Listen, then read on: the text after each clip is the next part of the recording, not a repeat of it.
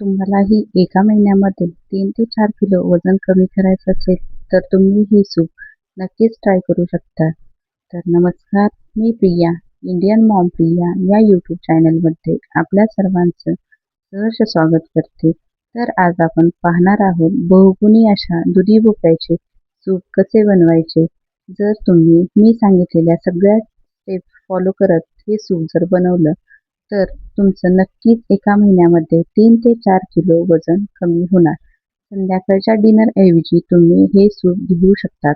संध्याकाळचा डिनर तुम्ही स्किप करायचा हे सूप जर घेतलं तर. तर चला बघूयात हे सूप कसं बनवायचं. तर यासाठी मी घेतला आहे अर्धा कट करून भोपळा. त्या भोपळ्याचे मी पूर्ण वरचे साल काढून घेतलेले आहे आणि भोपळा हा मी छोट्या आकारामध्ये कट केलेला आहे.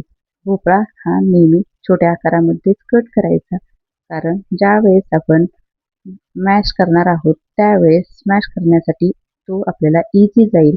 आणि कट केल्यानंतर लगेच भोपळा हा पाण्यामध्ये टाकायचा, कारण त्यामुळे नंतर भोपळ्याचे आपल्याला कोणताही साईड इफेक्ट होणार नाही. आणि आता आपल्याला लागणार आहे एक छोटा टोमॅटो आणि कांदा, तोही मी कट करून घेतला आहे.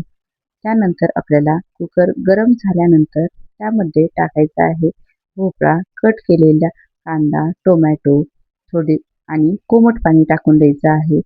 1 ग्लासवर एवढं मी इथं कोमट पाणी टाकलेलं आहे आणि थोडीशी हळद टाकायची आहे.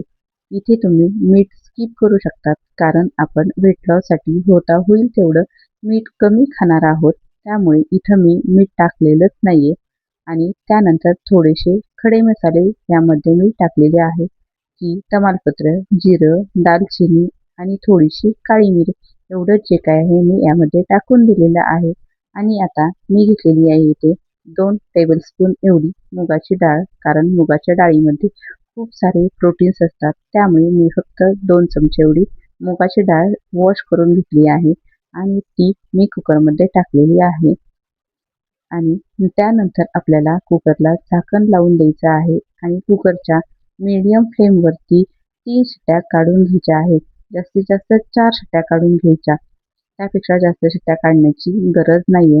मी व्हिडिओमध्ये दाखवल्याप्रमाणे तुम्ही सगळ्या स्टेप फॉलो करत हे सूप बनवायचं आहे. त्यानंतर कुकर थंड झाल्यानंतर त्याचं झाकण काढून घ्यायचं आणि चमच्याच्या साहाय्याने पाहायचं की आपले डाळ आणि भोपळा छान शिजलाय की नाही. आता इथं छान शिजलेलं आहे.